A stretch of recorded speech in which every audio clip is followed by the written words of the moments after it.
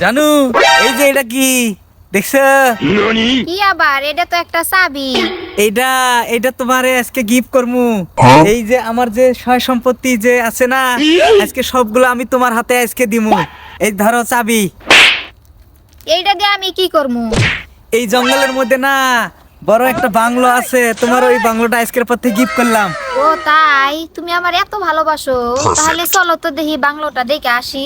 আচ্ছা ঠিক আছে, চলো। যাইরে আমার বাংলো উপহার দেয়া বাদ আমার টয়লেট উপহার দিছে। যাইরে তোর এটা উপহার হইলো, যাইরে তাই বলে তুই আমারে কিছু দিবি না তুই আমার টয়লেটটাই উপহার দিলি। জানো, এটা তোমার পছন্দ হয় নাই? মনে করো যে এটা পৃথিবীর শ্রেষ্ঠ উপহার, বুঝছো?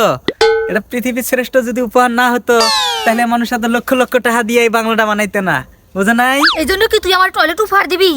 আচ্ছা ঠিক আছে, তাইলে এবার তোমারে কটা প্রশ্ন করি, উত্তর দিও তো। কর দেখি।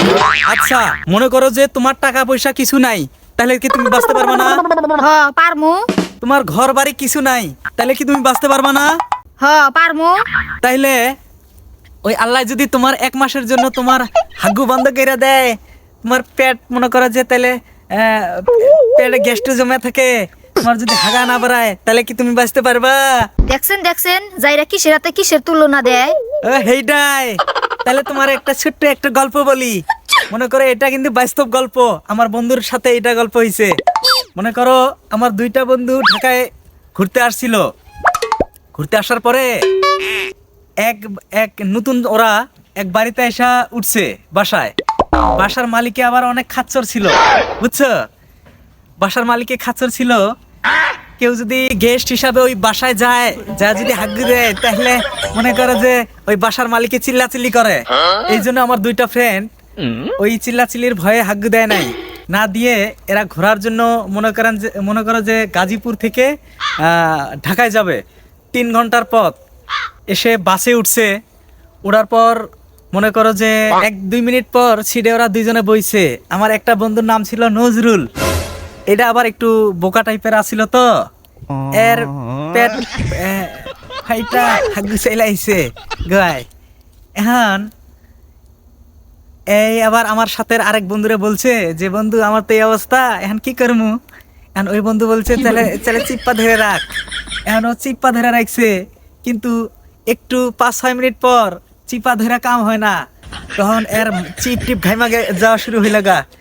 পরে লাস্টে কুলাইতে পারে না, গাড়ির সিটের মধ্যে একবার লাইতায়, আমার আরেক বন্ধুর একবার কন্যা মারে। এরকম করতে করতে লাস্টে গাড়িওয়ালার ড্রাইভারের তো বলতে পারে না যে আমার হাগু বাড়াইছে, আমার একটু নামাই দেন। লাস্টে রাগ থামাতে না পাইরা ঘুইমা শেষ হয়ে গেছে গা।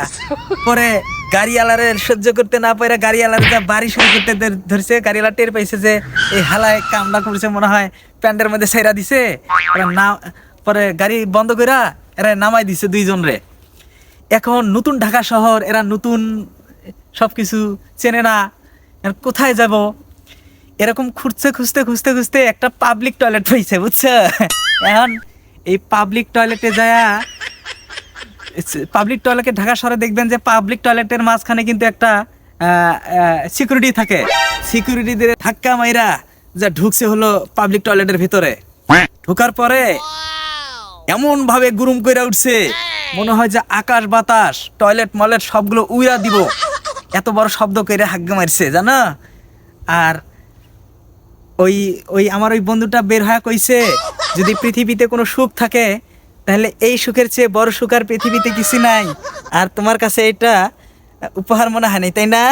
শোনেন এই যুক্তিহীন মানুষের কখনো আপনারা বিয়ে করবেন না, নাহলে সারা জীবন এইভাবে যুক্তি দিয়েই যাইবো। উপহারের নামে এইভাবে টয়লেটই উপহার দিব। আর ভাইদের বলছি, অমনি রেস্টুরেন্টের মধ্যে নিয়ে যে ভালো মন্দ খাওয়াইয়েন না, না হলে পেট ঠিক আছে।